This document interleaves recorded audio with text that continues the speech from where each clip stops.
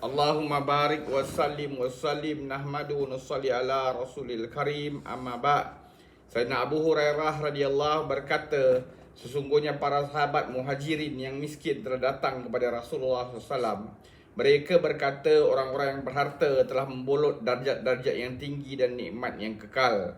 Rasulullah SAW bertanya bagaimana mereka menjawab, mereka bersolat seperti kami bersolat, dan mereka berpuasa seperti kami berpuasa, dan mereka bersedekah sedangkan kami tidak dapat bersedekah, dan mereka memerdekakan hamba dan kami tidak dapat memerdekakan hamba. Rasulullah SAW bersabda, mahukah aku ajarkan kepada kamu satu amalan yang dengan amalan itu kamu boleh mengejar orang yang mendahului kamu dan kamu akan mendahului orang-orang yang selepas kamu. Tidak ada seorang pun yang lebih afdal daripada kamu kecuali orang yang beramal seperti yang kamu amalkan. Mereka menjawab, beritahulah kepada kami. Rasulullah SAW bersabda, kamu mengucapkan tasbih yakni la subhanallah 33 kali, takbir yakni Allahu Akbar 33 kali, dan tahmid yakni alhamdulillah 33 kali setiap selepas solat. Para sahabat yang miskin itu pun mula beramal, namun para sahabat yang kaya pun turut mengamalkan amalan mereka itu setelah mereka mendapat tahu tentangnya, kerana mereka juga mempunyai semangat yang beramal yang sama. Hadrat Abu Salih rahimullah, perawi hadis, berkata, maka para sahabat muhajirin yang miskin itu datang kembali bertemu Rasulullah SAW dan berkata, saudara-saudara kami orang-orang yang kaya telah mendengar tentang amalan kami, maka mereka pun mula beramal sedemikian.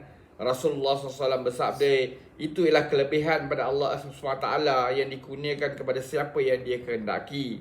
Siapakah yang boleh menghalangnya? Satu kisah yang sama disebutkan dalam sebuah hadis yang lain, bahawa Rasulullah SAW bersabda, untuk kamu juga Allah SWT telah sediakan satu amalan yang menyai pahala sedekah. Ucapan subhanallah adalah sedekah, ucapan alhamdulillah adalah sedekah, menggauli isteri juga adalah sedekah. Para sahabat radhiyallahu an bertanya kepada Rasulullah SAW dengan keheranan, wahai Rasulullah, adakah seorang yang menggauli isterinya sambil memuaskan nafsunya akan mendapat pahala sedekah? Rasulullah SAW bertanya, sekiranya dia melakukan perkara yang haram, adakah dia berdosa atau tidak?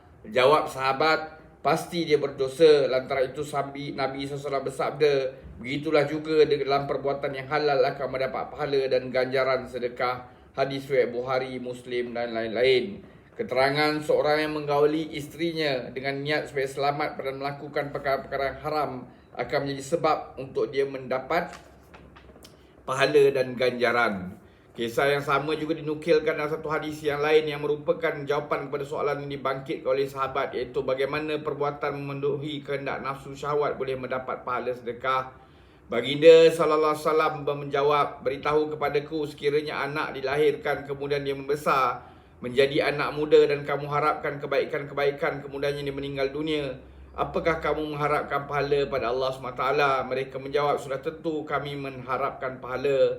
Rasulullah SAW bersabda, adakah kamu yang menjadikannya? Adakah kamu yang beri hidayat kepadanya? Adakah kamu yang beri rezeki kepadanya? Bahkan Allah SWT yang menjadikannya. Dialah yang memberi petunjuk dan dialah yang memberi rezeki kepadanya.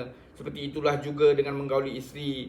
Kamu meletakkan air mani di tempat yang halal, kemudian terpulanglah kepada Allah SWT, sama ada menghidupkan benihnya lalu dikurniakan kepadanya anak, atau mematikan benihnya dan tidak dikurniakan anak. Pengertian hadis ini ialah ganjaran pahala yang akan diperolehi daripada menggauli isteri adalah kerana perbuatan itu menjadi sebab kelahiran anak tersebut. Semoga Allah SWT bagi taufik untuk kita ambil iktibar, amalkan dan sampaikan. Subhanallah wa bihamdi, subhanakallahumma bihamdika, asyhadu an la anta astaghfiruka wa atubu ilaik. Subhana rabbika rabbil izzati amma yasifun wa salamun alal mursalin walhamdulillahi rabbil alamin. Taqabbalallah.